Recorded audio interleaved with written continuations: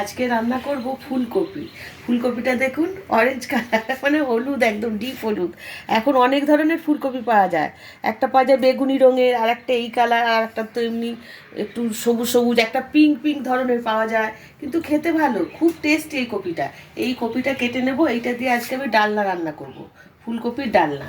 তার জন্য লাগছে আমার আদা বাটা, নুন, হলুদ, লঙ্কা গুঁড়ো, জিরে ধুঁড়ো গুঁড়ো, তেজপাতা, গোটা লঙ্কা নিয়েছি, কাঁচা লঙ্কা নিয়েছি। আমি এখন কপিটা কেটে নিয়ে কিভাবে রান্না করছি দেখাবো। কপিটা কেটে নিয়েছি এখন, আর একটা আলু কেটে নিয়েছি, ছোট একটা আলু দেবো আমি কপির ডালনার মধ্যে। আলুটা কেটে নিয়েছি, কপিও কেটে নিয়েছি। এখন আমি গ্যাসটা জ্বালিয়ে নেব।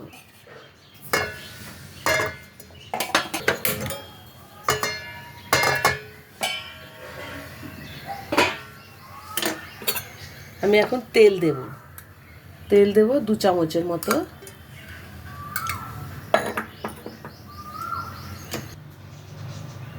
কড়াইতে তেলটা গরম হয়ে গেছে।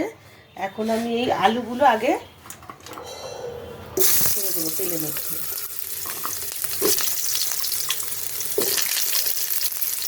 এখন আমি এই ফুলকপিগুলো তেলের মধ্যে ছেড়ে দিচ্ছি, ভালো করে ভেজে নেবো নিয়ে।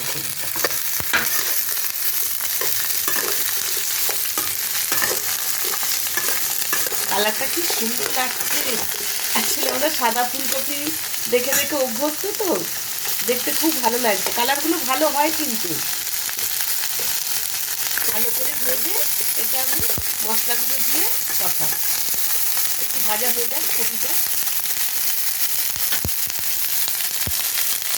কপিটা আলুটা হাফ ভাজা ভাজা হয়ে গেছে। এখন আমি এর মধ্যে দেবো নুন,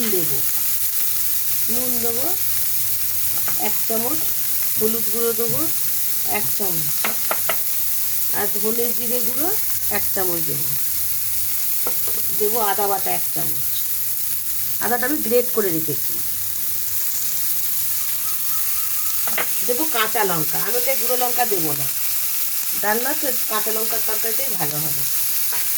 এটা ভালো করে আমি একটু কষিয়ে নেবো মশলাটা। এখন এর মধ্যে দেবো আমি একটু মটরশুঁটি দেবো। মটরশুঁটিটা ছাড়িয়ে রেখেছি, এই কষানোর মধ্যে দিয়ে আমি একটু নেড়ে চেড়েই জল দিয়ে দেবো।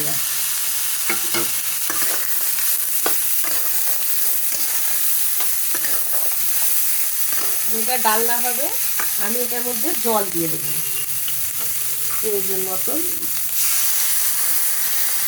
কপি আলু সিদ্ধ হতে যেটুকু জল লাগবে, একদম খুব বেশি জল লাগবে না।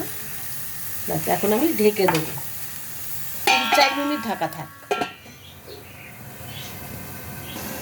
3-4 মিনিট হয়ে গেছে। এখন ঢাকাটা খুলে দেখি, বা জলটা একদম সব শুকনো হয়ে গেছে, দেখি সিদ্ধ হয়েছে কিনা। হ্যাঁ, সিদ্ধ হয়ে গেছে। এখন আমি এটা নামিয়ে নেব।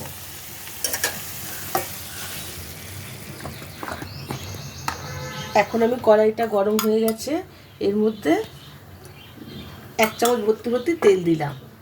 এখন দেবো একটা তেজপাতা, দেবো একটা শুকনো লঙ্কা, আর দেবো এটা ফোড়নে 5 ফোড়ন।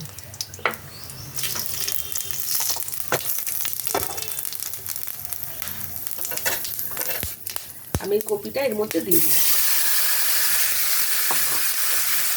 রান্নার পরে কিন্তু বোঝা যাচ্ছে না যে আলাদা কপি। দেখুন ফুলকপির ডালনাও যাবে, ঠিক সেরকম কালারটা চেঞ্জ হয়ে গেছে।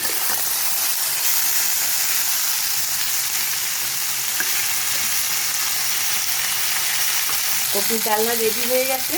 এখন আমি 1 চামচ ঘি দেবো, দিয়ে নামিয়ে নেব।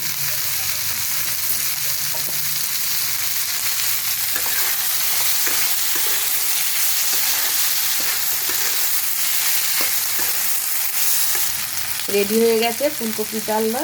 আমি এখন গ্যাসটা বন্ধ করে দিলাম, দিয়ে এখন নামিয়ে নেব।